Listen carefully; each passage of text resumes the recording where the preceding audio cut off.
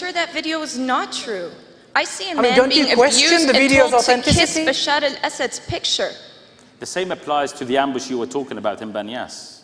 It happened. If we start down this line, then there's nothing true in Syria. Look, I went to Syria back in July. Let him speak. We are ending up with 5,000 people losing their lives, including soldiers who were shot in the back for disobeying orders of killing civilians. I have to disagree. These are our fallen heroes. I went to Syria in July and I crossed Banyas. And on those bridges where the ambush took place, there are still, and I think until now, gun posts made by the army so that this thing that happened does not repeat again. Now, saying that the army is not attacked is basically, not believing all the funerals you say on television. These are official funerals by their comrades. They're taken, wrapped in the Syrian flag, and they're taken to their mosque, sometimes with not a full body. Okay, you're not happy. I'm not happy at all. There are dead bodies. There are children with nail bombs in their bodies. Can you explain to me how my family's neighbors in Syria received a dead body with nails drilled into their body, with their nose cut off, with their ears cut off? I have more than 50 relatives in Homs, madam. Sorry? I have more than 50 relatives in Homs. And they have been under threat from the armed groups from day one. Okay, my family has also been under threat from armed groups which were released by prisons by your regime. Why do you think they were released by the prison? To show the people that without the regime there will be conflict, there will be sectarian war, there will be civil war. So these prisons were freed.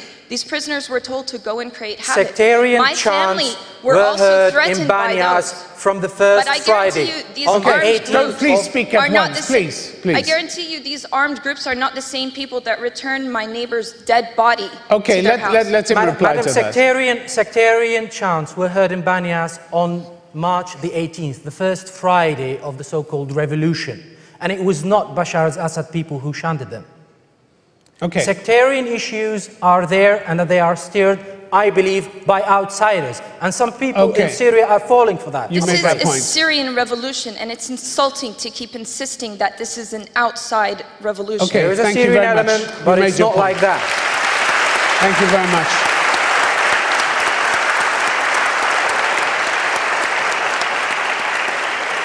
Some questions for those who are supporting the motion, please. If you don't have a question for them, I'm not going to take it at the moment. I will do, tonight, but we need to put some.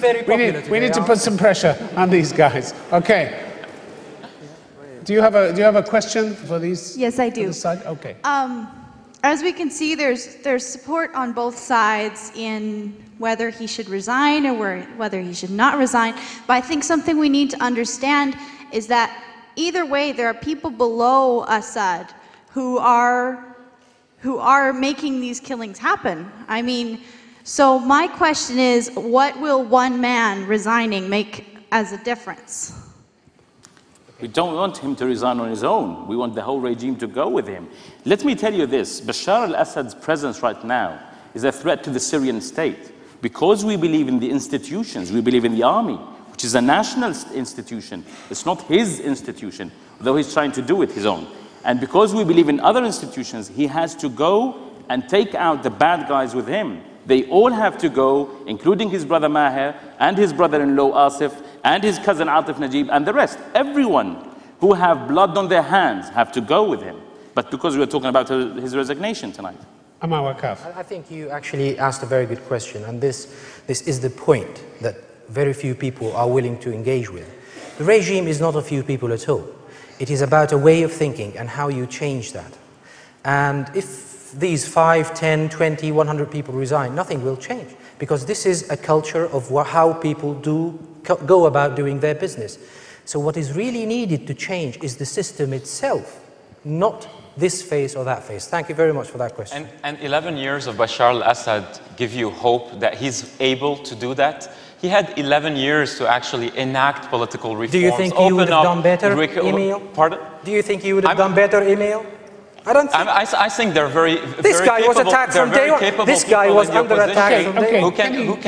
Who can lead the reconciliation inside the country, have a moderate discourse, can actually stretch their hand to the Alawite community and others that are very concerned about what's happening right now. I don't see that Bashar al-Assad and his clique are able to lead, to get to that point where they're actually reconciling with most of the population. You have to understand the way in Syria people perceive this matter.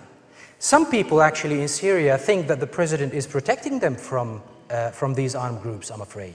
And they happen to be the majority. And I think they say that this president has done a very good job. Look at what happened in Libya. What, 30 times the number of dead? Okay, I'm going to take a question from the lady in the yellow shirt up there. Good evening. I have a question for the prop team. You're from where, please? Lebanon.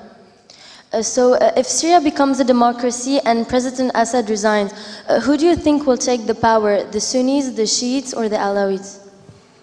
You mean in Lebanon itself, or? No, in Syria. In Syria. I think.